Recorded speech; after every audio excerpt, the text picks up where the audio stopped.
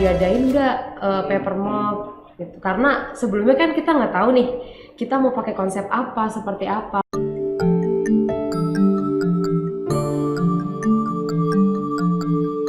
Halo Sobat UNES, jumpa lagi di podcast UNES. Kali ini kita akan membahas sesuatu yang viral nih ya di kalangan teman-teman UNES, di teman-teman mahasiswa UNES, yaitu paper mob virtualnya teman-teman FT UNES. Saat ini kita sudah kedatangan tamu teman-teman FT UNES. Kita perkenalan dulu. Yang pertama Mbak Dior, silahkan memperkenalkan diri Mbak Dior. Oke, hai. Perkenalkan, saya Nadia Diora, biasa dipanggil Dior, dari Pendidikan Tata Busana Angkatan 2018.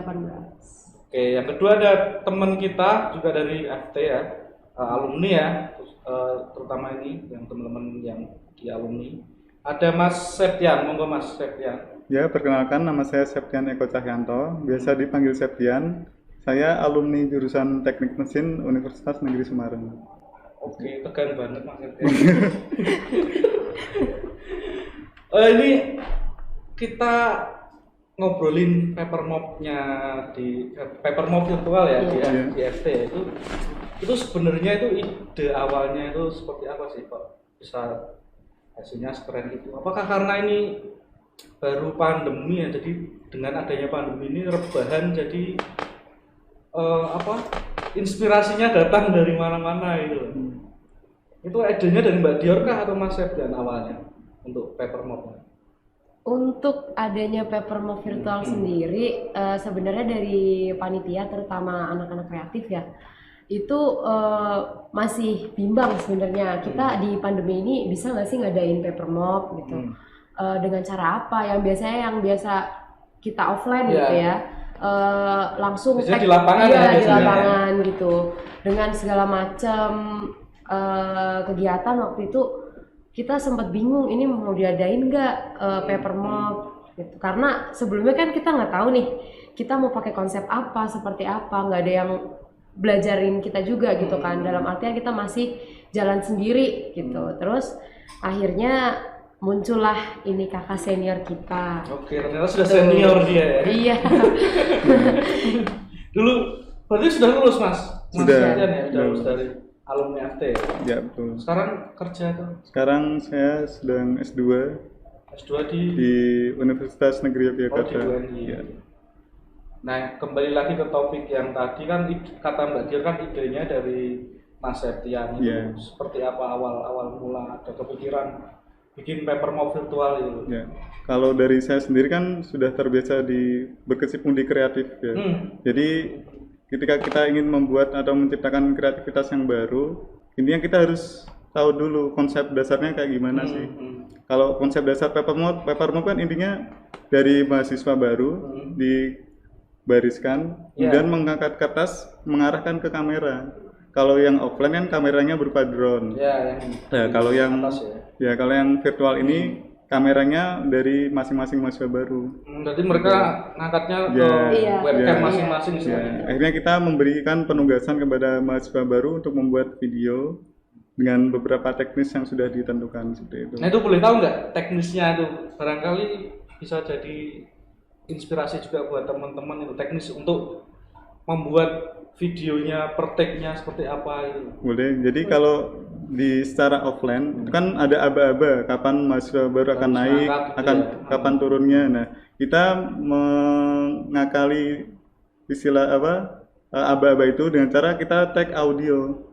Audio dulu dari panitia menyiapkan audio kapan kertas itu naik, kapan turun gitu. Kemudian kita upload ke Google Drive. Audionya itu sebagai penanda ya? Sebagai penanda saja. Berapa detik durasinya? Ya, betul. Dan itu kalau dirangkaikan nanti bisa kompak. Itu. Nah, kemudian kita upload ke Google Drive. Di Google Drive itu juga udah ada pembagian kode dari mahasiswa barunya. Jadi kertas warna apa aja yang mau diangkat. Nah, itu sudah tertera di situ. Kemudian memberikan penugasan ke mahasiswa baru, kita beri waktu untuk membuat video, kemudian dikumpulkan. Di-share juga di videonya, di-upload. Ya, dari mahasiswa baru mengupload juga ke Google juga. Kemudian kita juga proses sortir dulu, dikoreksi dulu satu persatu. jika ada yang kurang atau ada yang salah, kita ada sistem Take ulang. remedi, ya Take ulang remedi dia. ke Iya. Mas Gila sih ya, Seperti itu. prosesnya gila sih ya, sepanjang itu gitu. Iya. Berarti mulai kapan itu Mas untuk awal koordinasi dengan teman-teman mahasiswa baru ini, kemudian take-nya itu berapa lama sih waktu yang dibutuhkan? Kalau persiapan dari panitia itu sekitar awal Juli, Juli, ya? Awal Juli. awal Juli itu mulai pembentukan desain, tema.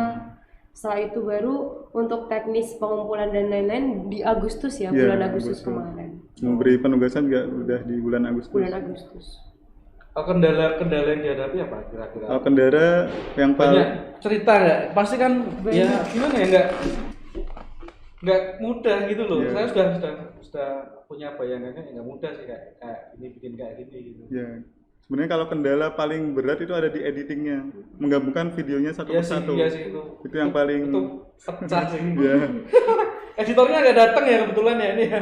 Editornya mungkin nggak opnam kan editornya. Nggak.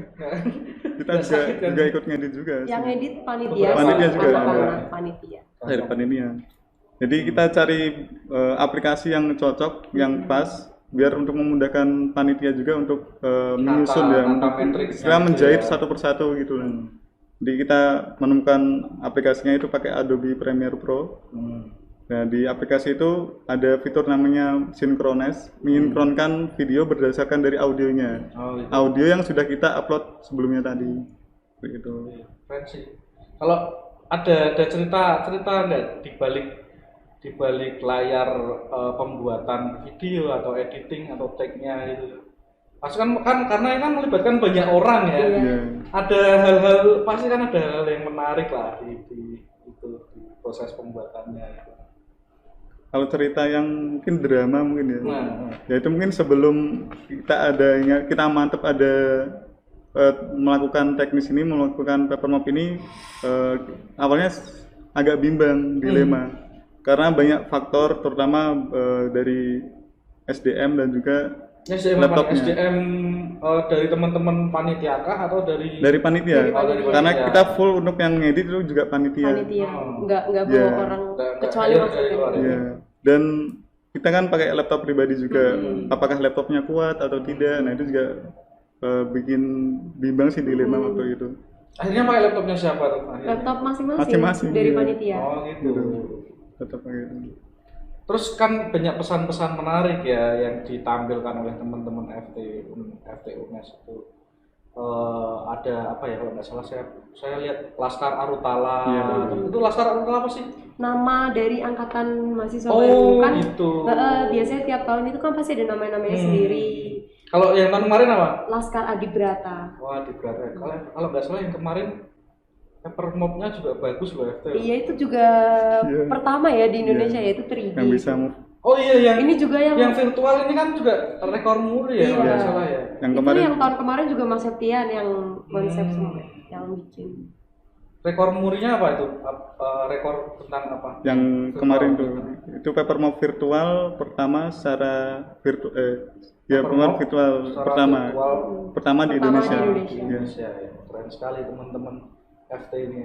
Kemudian tadi balik ke pesan-pesannya ada Laskar Arutala. Terus reminder 2020 apa tuh? Itu temanya itu. Tema Oh, tema yang kita dari- ambil ya iya. di paper map-nya itu sendiri. Paper map FT-nya reminder 2020. Terus kemudian ada kuliah online apa sih?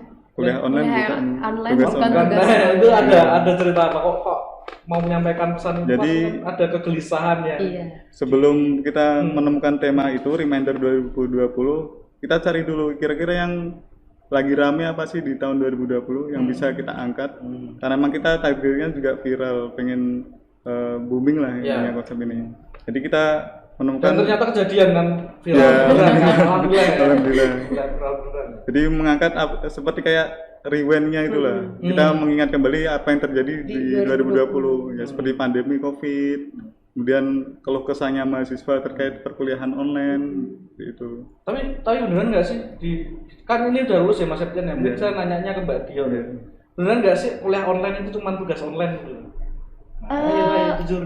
Karena mungkin gini ya, karena kita pertama kali baru merasakan kuliah seperti ini. Mungkin nggak cuma mahasiswa, anak sekolah dasar, SMP, SMA mungkin kan juga merasakan seperti itu ya.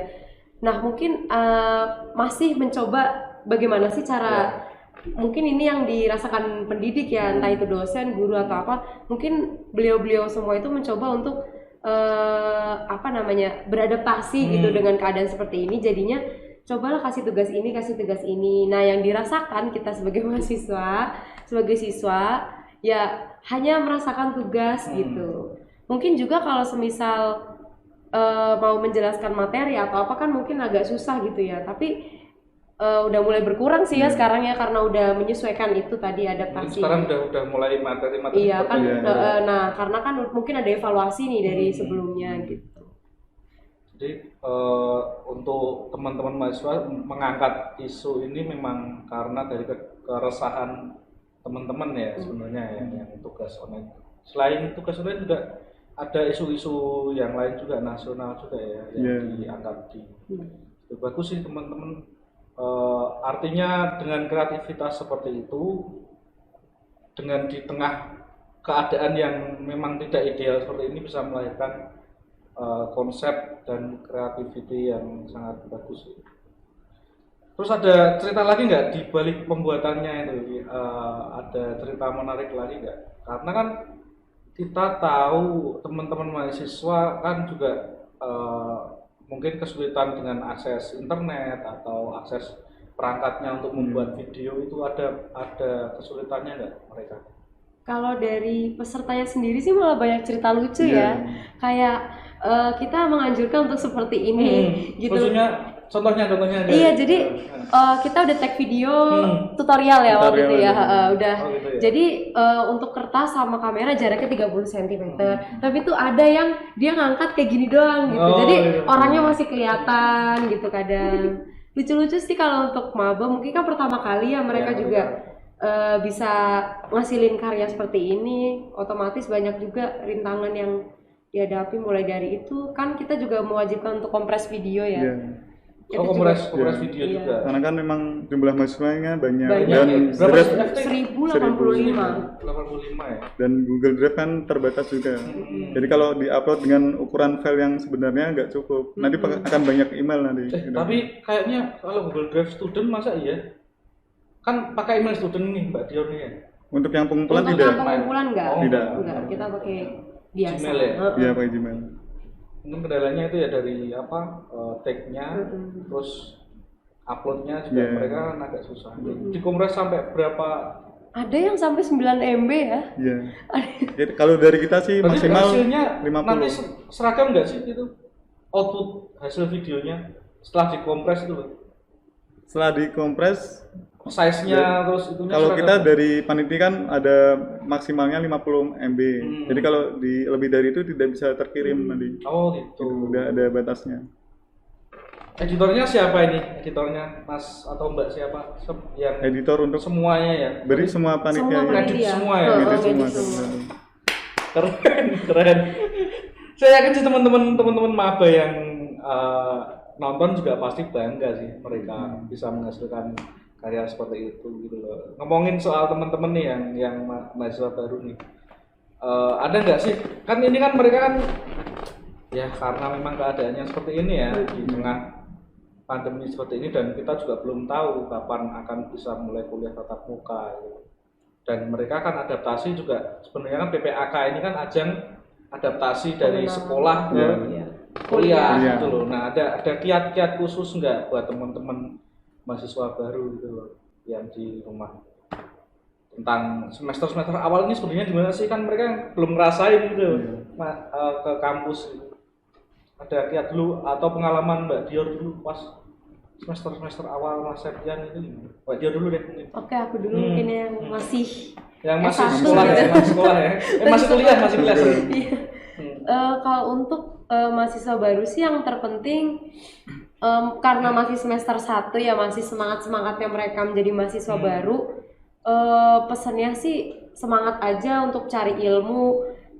Yang terpenting jangan cuma cari ilmu di dalam kelas nih, di luar kelas juga perlu Luar juga kelas apa nih? organisasi misalkan Oke. diskusi-diskusi atau kumpul bareng sama teman-teman.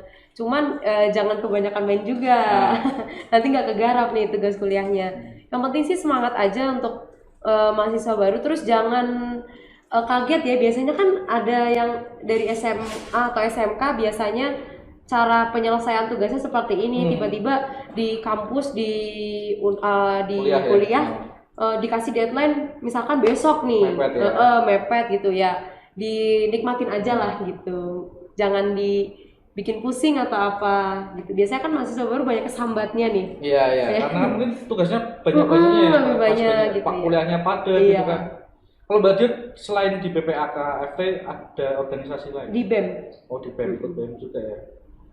Jadi itu mungkin penting ya untuk membagi waktu ya teman-teman dari mahasiswa baru, karena saat ini masih daring, jadi belum kerasa nih padatnya di kampus ya, biasanya kan udah padat. Kalau Mas Septian sendiri ada tips khusus nggak buat mahasiswa nih? Kan Mas Septian sudah lulus nih ya, sudah menempuh S2, dulu menyikapi contohnya membagi waktu antara organisasi dan akademis seperti apa? Mungkin ada kalau mungkin tips untuk mahasiswa baru ya, benar kata Mbak Dior tadi, kita seharusnya lebih aktif, apalagi kita sebagai mahasiswa itu proses-proses untuk membentukkan karakter masing-masing, untuk melatih mungkin mental, untuk mungkin bisa menambah link dan sebagainya.